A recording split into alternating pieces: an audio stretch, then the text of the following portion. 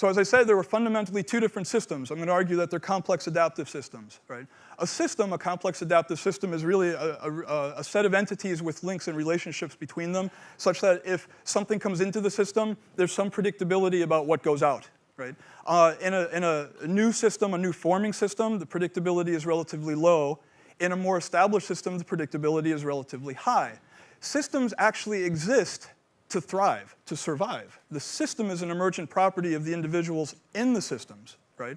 So that if you start seeking the predictability of output given input, right, the system will actually try and make that very efficient, right, overall, such that the predictability is high, yeah? And it seeks a balance of inputs and outputs, and that balance is called homeostasis, right, nice word.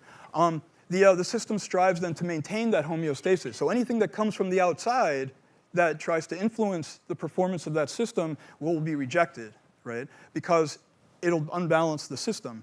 If this force is strong enough, the system will have to adapt, right? And that's where it's a complex adaptive system, right? Systems also exist relative to other systems, and that's called fitness. So if you think about a landscape of systems, a company or an organization with high fitness is relatively high, and one with low fitness is relatively low. And the idea is to sort of move up that fitness landscape and become a stronger system overall, right? The second point about the systems is that social structures are manifest within those systems. And I don't know if I can make my case strongly enough today, but social structures are probably one of the most formidable forces that exist on the planet, right? I think that Mr. Boswan's comments this morning will echo that, and many of your experiences will as well. When you think about development, the technology might be great, but it's the social system that will actually determine whether it's adopted and used and promulgated through the organization or the society, and it's less about the technology per se or your own actions. The social structures are largely about power, right?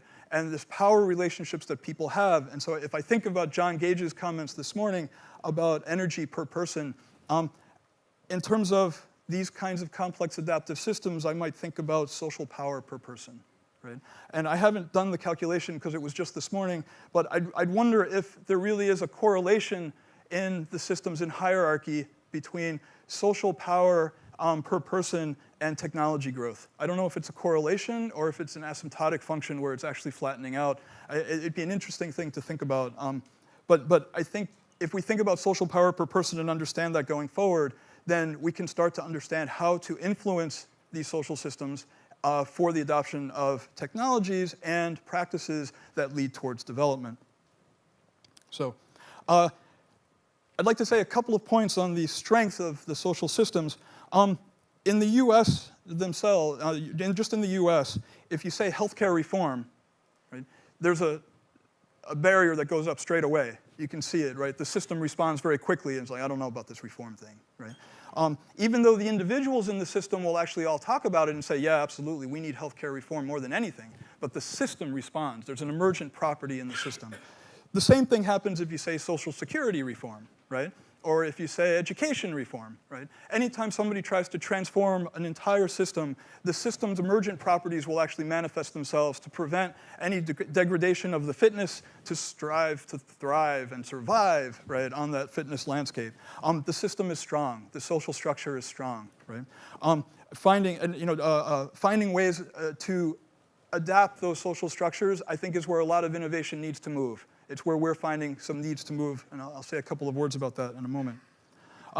Jason himself actually was threatening the king structure, right? And in order for him to threaten the king structure, he actually had to go out and do some pretty magnificent things, right? So we see here that the social structures can be very strong. They can really influence how technologies are adopted. That an innovator or an innovation can be seen as a threat to that system. And I would contend that anytime we think about introducing new technologies or introducing new processes, that we think about, well, who's going to think that our new thing that we think is so fabulous is actually a threat to the system?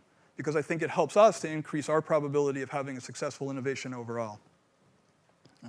I'm going to talk about two examples, maybe three.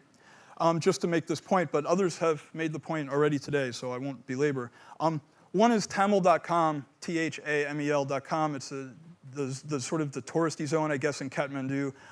Tamil.com was started by a guy named Bal Joshi, who you could argue is actually the master of two worlds, right? He came from Nepal, privileged, went to college in the US, learned a bunch of stuff and decided he was going to start this little program called Tamil.com in Nepal. And his first foray into that was to figure out how to sell goats online, right? So that expat Nepali could actually send goats home to be sacrificed for the shrine. And he figured out how to do that, not the technical part. That was actually easy. He brought that knowledge with him back to his society. But he figured out how to do it socially. He figured out how to work the social system such that an expat living in London could go online, order a goat, and have the appropriate goat sent home to participate in the festival. To be slaughtered in the festival, yes. Thank you for that clarification. Yeah, but it is something that's important to them, so he also figured out how to do it with cakes and gurkhas and all kinds of things that were in the zone of Kathmandu. He increased the performance of everybody's business in that space, and he's actually gone on into banking and all kinds of things. And if you talk to Bal and you get beyond the surface level structure of the business, what you find is that it's all about how to actually understand the social structure and the power hierarchies as he worked through his systems so that he could figure out how to modify the technologies to accommodate what he thought was relevant and doable for what he needed to do on a sustainable basis. The technologies were a tool, a necessary tool, but a tool, right? The social systems in place, how he manipulated those and how he worked with those and how he made that a better thing overall, that's the key to his story, right? We could, oh, sorry, that's Bal, forgot about that. We could talk about our own work, my own work with the Classmate PC, and I'll mention it only momentarily because on the one hand, it's actually hard to make a computer. Right? If anybody has ever tried to actually make one, not build it from a kit, but actually make one where you have to get all the parts from all around the world and have them assembled somewhere and shipped somewhere else, it's actually a really hard thing. And I'm an anthropologist, I think it's hard, right? Engineers probably think it's not that hard because they're really heroic about it. But it's actually pretty darn hard. It's a systems problem, right?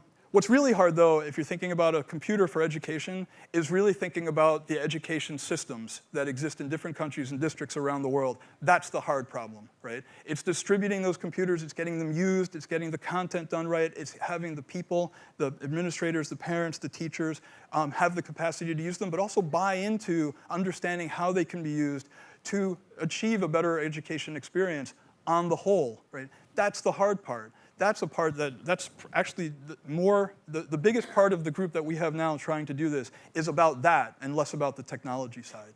Figuring out on a country-by-country basis where we have business to understand how the systems need to adapt and work with the local population to figure out how they want the systems to adapt and work with the technologies that we can provide somewhat uniquely. So. If I go back to this then, very briefly, this definition here, I think that what we see is that innovation is change, and sometimes it's relatively violent change, not violent, fisticuffs violent. It's violent in that it affects the system. It forces a change into the system, right? And in that sense, it's kind of a heroic activity. But it's also happening in novel or non-traditional systems, right, relative to, say, most of us. Right? If we're doing something, or we live in the US or England or wherever, and we go off to another place to try and affect some change, we're acting in a place that's not indigenous to us. We're not a part of that social system. We're not a part of that social hierarchy. We don't understand it in the way it's understood there. We can maybe bring some relief to it, right, and give some sense of what it is, but we're not a part of that system, and I think we need to recognize that. Right? Those social structures are very strong forces. And I think they're not changing and not able to change, perhaps, as quickly as the technologies can change to meet some of those needs. So maybe there's some innovation to occur there. Right? And then the idea is that we're going to actually change them is a very hard thing to do once you start really thinking about it. And so sustainable development is the same definition as before. The idea is to figure out how the technology innovation or how the innovations you're bringing or that we're working together with are actually going to have a place in a future social structure.